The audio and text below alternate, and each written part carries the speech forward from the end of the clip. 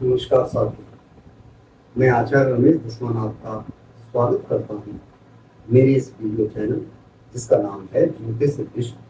मित्रों, आपका अपार स्नेह पा करके मन गदगद हो जाता है और मेरा भी प्रयास रहता है कि मैं अधिक से अधिक ज्ञान की वार्तालाप आपको बताऊं।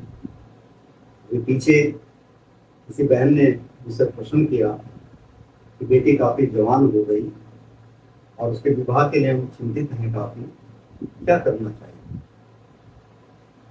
उनका करना क्या चाहिए? उनके लिए सुयोग्य वर ढूंढिए। उनका फिर प्रश्न था, वर तो ढूंढ लें लेकिन वो हमारी पसंद के वर को पसंद नहीं करती है, क्या करना चाहिए? इनका सबसे पहले तो अपनी बिटिया को एक सही संस्कार दीजिए और सही वार्तालाप से विचार विमर्श करने के द्वारा उनकी भी सुनिए। कई बार कई माता पिता क्या करते हैं कि जो वो कहेंगे वही सब वचन है। ऐसी बात नहीं। आजकल समाज में जैसा परिवर्तन आ रहा है, ये जैसी विचारधारा बन रही है, मैं अभी भी नहीं कहता हूँ कि संस्कृति का हमारा हास हो चुका है।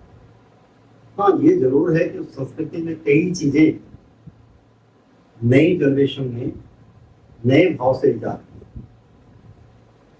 बड़ा सुंदर सा उनका वक्तव्य था कि आचार्य जी, मैंने बिटिया से बात की तो बिटिया ने कहा कि मम्मी आपको क्या पता है मुझे कैसा जीवन साथी चाहिए? बेटा, अगर माँ बाप को नहीं पता होगा तो किसे पता होगा? एक माँ बाप जो बचपन से लेकर के आपकी अच्छाई बुराई, आप कहाँ पे क्रोधित होते हैं, कहाँ पे क्या होता है, ये सारी चीजें आपके साथ आपके जानती हैं। और फिर आप जो है उनके विषय में ये कहो तो अनुचित। कई कई बच्चों के अंदर ऐसे ऐसे अग्रभाव हैं, एग्रेसिव हैं वार्तालाप करने में या कई चीजों में ऐसे हो जाते हैं कि नहीं जो वो कह रहे हैं वही सत्य है। ऐसी बात नहीं। हमारा एक स्वभाव है, हम हर चीज को सत्य मान के चलें तो भी नुकसान है, हर चीज पे विश्वास करके चलें तो भी नुकसान है। परमात्मा ने आपको बुद्धि दी है, इसीलिए तो भगवान बड़े प्यार से कहते हैं, बड़े स्नेह से कहते हैं। क्या कहते हैं वो? पास रहता हूं मैं तो सदा ही तेरे, तू नहीं देख पाए तो मैं क्या करूं। मृतुल्य चारों दिशाओं में तू ढूंढने मुझको जाए तो मैं क्या करूं। हर जीव के अंदर परमात्मा का वास है। इसीलिए हम कहते हैं जब तक नारायण शरीर के अंदर व्याप्त है तब तक हम शिव हैं, और जब तक सत्य हमारे शरीर में है तब तक हम शिव हैं। लेकिन जिस दिन ये दोनों चीजें विस्मृत हो जाती हैं, शरीर से बाहर विलुप्त हो जाती हैं, हम शिव से सब बन जाते हैं। भगवान आपकी अच्छाई बुराई, जो भी अच्छा काम करते हो बुरा काम करते हो, परमात्मा आपको सचेत करता रहता है। तभी तो कहता है मेरे अंतःकरण में समाया हुआ, कर्म यह पाप करता हूँ संकेत में। भगवान संकेत दे देते हैं लेकिन हम लोग नहीं समझ पाते।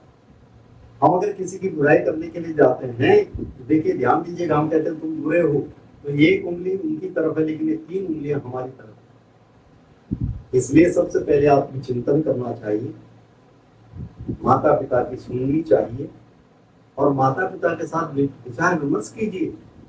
अगर आपके जीवन में आपको पसंद है, आप देख रहे हैं आजकल कई प्रकार की शांति भांति की समस्याएं उत्पन्न हो रही, प्रेम कर लेते हैं, कुछ समय तक ठीक चलता है लेकिन उसके बाद फिर परेशानी हो जाती है। अंधानुकरण जो जीवन है वो नुकसान देता है।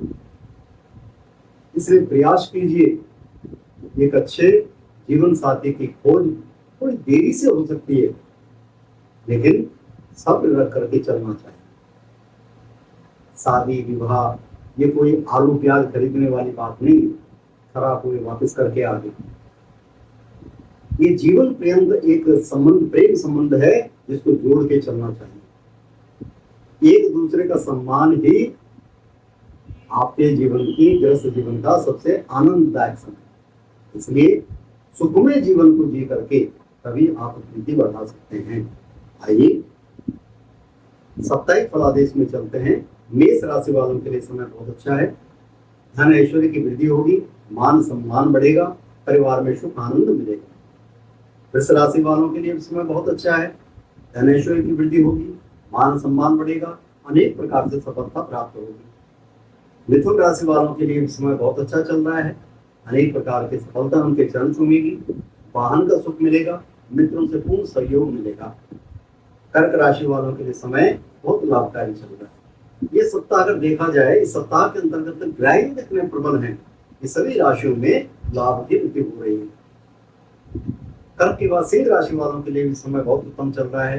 धन मान ऐश्वर्य की वृद्धि होगी, परिवार में सुख आनंद मिलेगा और मित्रों से पूर्ण सहयोग मिलेगा। कन्या राशि वालों के लिए समय थोड़ा सा कष्टकारी चल रहा है।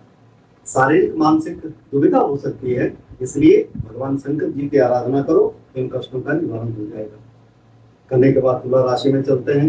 धन ऐश्वर्य की वृद्धि होगी, मान सम्मान बढ़ेगा, परिवार में सुख आनंद मिलेगा, मित्रों से पूर्ण सहयोग मिलेगा। तुला के बाद वृश्चिक राशि में चलते हैं।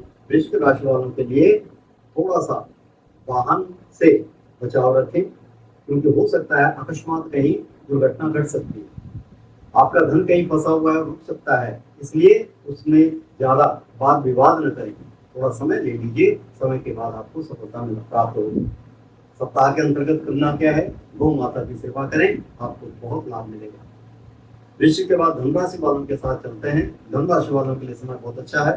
धन ऐश्वर्य की वृद्धि होगी, मान सम्मान बढ़ेगा, परिवार में सुख आनंद की वृद्धि होगी, अनेक प्रकार से सफलता आपके चरण चूमेगी। धनु के बाद चलते हैं मकर राशि में।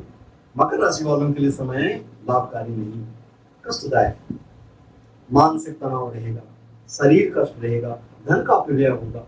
इस सप्ताह करना क्या है आपने, इस सप्ताह माँ भगवती का ध्यान करें। माँ जगदम्बा आपके कष्टों का योगान शेषान अहिंस तुष्टा दुष्टा तु कामान सकलान विष्टान त्वमा सीतानाम नमेपन्नराणाम त्वमा हाशतान प्रियन्ते। माँ भगवती का ध्यान करें। ओम ऐं ह्रीं क्लीं चामुंडाय विद्ये, इस मंत्र का जप करें। नहीं तो ओम जगदम्बिकाय नमः, इस मंत्र का जाप करें। ओम दुम दुर्गाय नमः, इस मंत्र का जाप करें। भगवान की कृपा से कष्टों का निवारण होगा। कुंभ राशि वालों के लिए समय अच्छा है। धन ऐश्वर्य की वृद्धि होगी, मान सम्मान बढ़ेगा, मित्रों से सहयोग मिलेगा, परिवार में सुख आनंद मिलेगा। कुंभ के बाद मीन राशि वालों के लिए समय ठीक चल रहा है। तनाव तो बना रहेगा, शारीरिक कष्ट भी रहेगा, इसलिए सचेत रहें। थोड़ा गौ माता की सेवा करें, दान पुण्य करें, धर्म कर्म का कार्य करें, भगवान की कृपा से मनोकामना पूर्ण होगी। और रामचरितमानस विशेषतः बाल कांड का अध्ययन करें, बड़ा लाभ प्राप्त होगा। मित्रों, ये तो था 12 राशियों का फलादेश। अब इन 12 राशियों में इन सप्ताह के अंतर्गत करना क्या चाहिए। यदि सप्ताह के अंतर्गत और सफलता आप लेना चाहते हो तो कहीं ना कहीं जो अनाथ आश्रम हैं, विद्यालय हैं, या कोई ऐसे गरीब व्यक्ति हैं, बाल गोपाल हैं, उनको किताबें दीजिए, उनको जो है कुछ फल फ्रूट दे दीजिए। भगवान की कृपा से आपकी मनोकामनाएं पूर्ण होंगी और अनेक सफलताएं आपको प्राप्त होंगी। इन विचारों के साथ मैं अपनी वाणी को विराम देता हूँ। नए सत्यों के साथ, नए विचारों के साथ आपके समक्ष आएंगे। तब तक के लिए नमस्कार।